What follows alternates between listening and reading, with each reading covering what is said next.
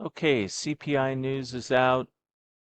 Working Trade the Signals curriculum today. I have more videos to add today. I was going to add some last night, but been a couple weeks since my house flooded, or about a third of the house flooded from a water line break. So anyhow, we're moving stuff out so they can come in, do the permitting, and get the repair work underway.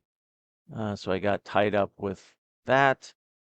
Anyhow, we had a push above our super bands on settings that we provide as part of our Start Here process in our private community with templates.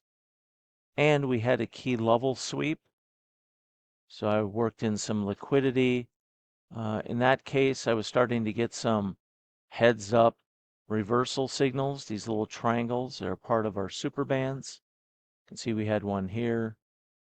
So anyhow, I love key level sweeps. I teach that in our curriculum, how to track the levels and why they're important. Matter of fact, I'm over daily goal. Let's put a target in here, and I'll move this down to twos. Pretty much about done for the day. But anyhow, I just want to let you know that I'm going to be I have some live trading videos that you need to go in and edit because they're really long.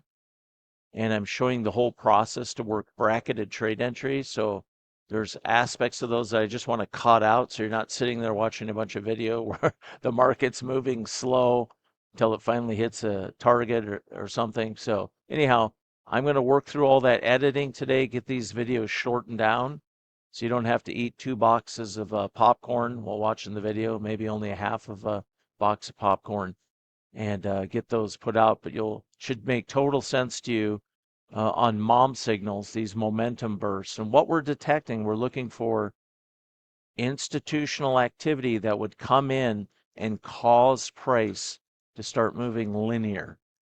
And there's a certain nature to the price action out of either indifference or out of a reversal where price is changing directions that shows that, hey, there's evidence here of institutional activity creating linear price movement. And I can't tell you how smart it is to scalp with that activity at your back. I mean, that activity is playing out right as you get in, or just before you got in. So anyhow, that's what the AIQ1 indicator does a good job of. And the other thing about the AIQ1 indicator is you can adjust the sensitivity of that through several axes of adjustability. So it's a pretty sophisticated indicator. And in 17 years of building tools, I've never built anything that can catch and detect the beginnings of linear price action like that mom signal. I hit it for something that I've tried about 3 or 4 different indicator variation types over the last 4 or 5 years, and I get close, but this one got it as good as I'll ever get it. And I can adjust the sensitivity of it so I can get in even at the very beginnings of that activity. I could get in even a bar or two sooner, or leave my settings alone and just march my position or my time frame down a bit to get in on this type of activity. That's actually pretty hard to detect and qualify, but we did it. We nailed it with the AIQ1 indicator. On this chart, I call it my left chart, right chart.